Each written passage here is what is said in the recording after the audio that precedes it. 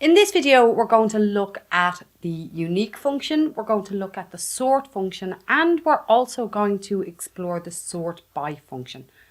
Now we're going to look at the basics of each of these functions before we explore something a little bit more complex using a combination of these functions.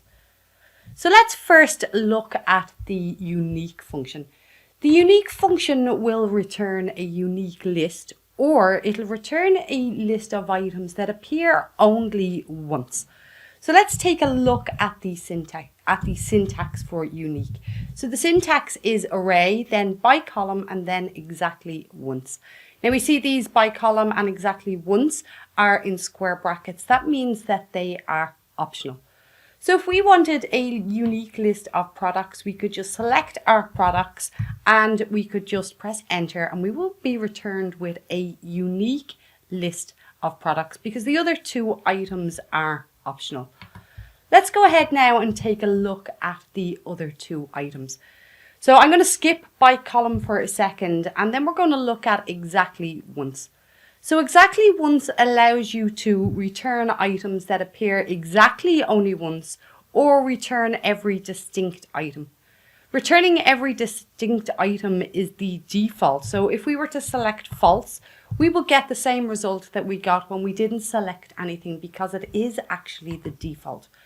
But if we select return items that appear exactly once, this is going to return a list of items that are contained within your original list that only appear once. So items that have a duplicate won't be in there at all.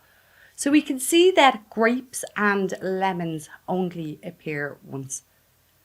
Now I'm going to take a quick copy of this and I'm going to place it down here, and I'm just going to transpose it for a second.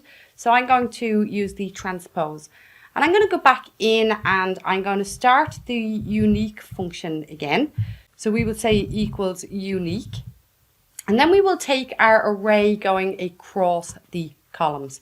Now it's asking us, do we want to return unique columns or unique rows? Well, in this case, we want to return unique columns. And again, we can say we return items that appear only once. And we can see now that we have spilled this across the column. So if you're selecting data that's going across the columns, you need to use the by column or by row option in the unique function. So the unique function will return a unique list of items, or a list of items that only actually appear once. And that's the basics of the unique function. Now let's take a look at the sort function. Well, the sort function will take a list and it will sort the list. So the syntax for sort is array, then we have sort index, sort order, and by column as well. So if we were just to take an array, because the other options are in square brackets, they are optional, and hit enter, we will get a sorted list of items. Now we can combine sort with unique. So if we were to go back in here and put in unique, then we could get a sorted list of unique items. So that is the basics of sort. Now sort can work on multiple columns. So let's say sort, and we want to take in all of these columns here. And now we want to select a sort index. So for example, what column is it we want to sort by? Well, let's say we want to sort by the third column. We then also have an option of sorting by ascending, which is optional, or descending. So we will skip that, which will sort it by ascending. Then we need to select whether we want to sort by column or by row. Again, by row is the default. So we will put in by row, but if we had the data going across the columns, we would sort by columns. And this will return an entire array sorted by the third column, which is the sales rep column. Now we can also sort by multiple columns. So let's go back in here and I will delete back to there. And now we have our sort index.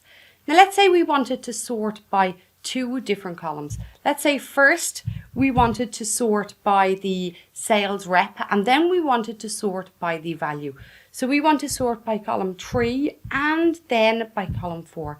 Now note, they are put inside of curly brackets because you're putting an array within an array formula. So you put these inside the sort bracket. Now if I hit enter and close, it's going to sort the values first by the sales rep column and second by the value column.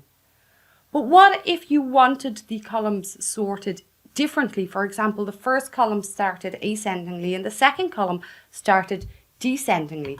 Well, let's go back in and we can amend our formula again. So this time, inside curly brackets, you put in the sort order for each column that you have specified to sort by. So for example, we want 1 for our sales rep and we want -1 this time for our values. And that should be in a curly bracket and then close my bracket. And now you see we have our sort order has changed around that the highest value is first, but we have our sales rep sorting in ascending and we have our values sorting in descending order. So what you need to remember is you can sort by multiple columns when you're using the sort function. However, what you cannot do is sort by a column that's not included in the actual array. For example, if we now wanted to sort this column by date, we would actually need to include the date column in this array here. Or we can use the sort by function if you don't want to actually show that particular column in your formula. So let's go through the sort by function. I'm going to delete this. We'll relabel this to sort by. So we'll start by looking at our sort by syntax. So sort by first looks for an array. Now this is the array that you want to sort something by. Then it looks for what array you want to sort it by and the sort order. Now by array and sort order, you can have multiple by arrays and multiple sort orders. For example, we want to sort our table, our product, customer and sales reps. We want to sort this by the value, but we don't want to actually show the value and we want to sort it in descending order. So you can see there now that we have sorted our table of products, customers and sales reps, but we've actually sorted it by our sales value in descending order, but we haven't shown our actual sales by value. So that's the difference between sort and our sort by function. Sort will allow you sort the columns that you selected in the array by any of the columns that you selected within the array. Sort by will allow you sort by a column that you've not selected in the sorting array. So in the array that you want sorted, you can select a different column that's not in that array in the sort by function. Using the sort, sort by and unique function, we're going to look at something a little bit more complex in this example. We have a table of clocked time for runners in a running club. We have Alison, Peter, John, and we have Alan, and each one has clocked a number of times for a 5K run.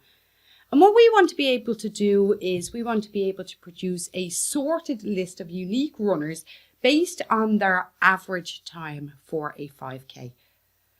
So we'll start by calculating the average time ran by each one, and we'll do this using dynamic arrays. Now we want a sorted function. We're going to start with the sort function. It's then looking for the array that we want to sort. Well, the array that we want to sort is going to be the averages. So we will start with average, and we're going to use average if s. Now what it's looking for in our average if s is our range that we want to average. So we want to average our times. It's then looking for our criteria range, and we want this based on the actual names. Then it is looking for our criteria.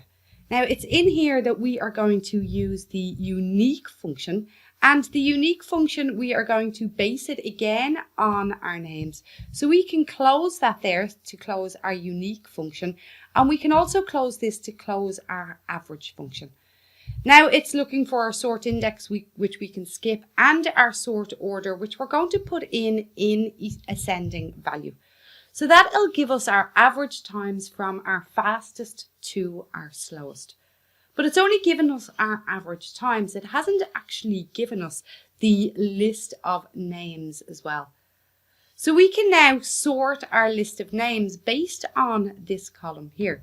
So we will go into our names column and we will start by our sort by function.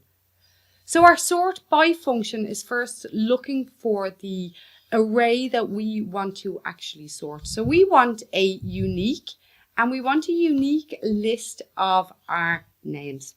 So we can close a bracket on our unique list. Then it is looking for the array that we want to sort this by. Now we want to sort it by our average times formula. So what we're going to do is we are going to re-enter our average if s function. So the first thing our average if s is looking for, because this is our sort array now.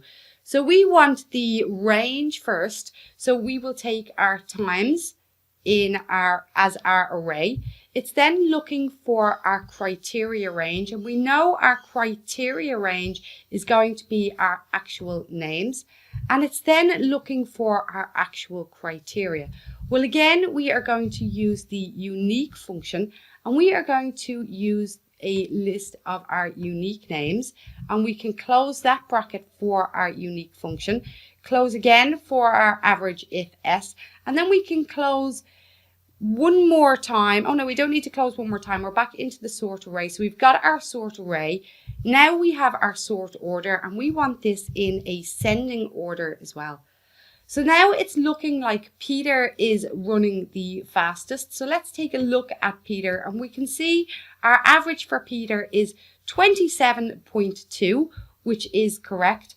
Our second fastest is Alison, which comes in at 27.2 as well. So that comes in second. Our third fastest is then John. So we can see the average for John is 24.9. And finally, our average for Alan is the slowest. Now we could change all these to go from slowest to fastest. But because we've changed the entire order in our name, we'll also have to change the order that our average times are placed. So it shows it from the slowest to the fastest.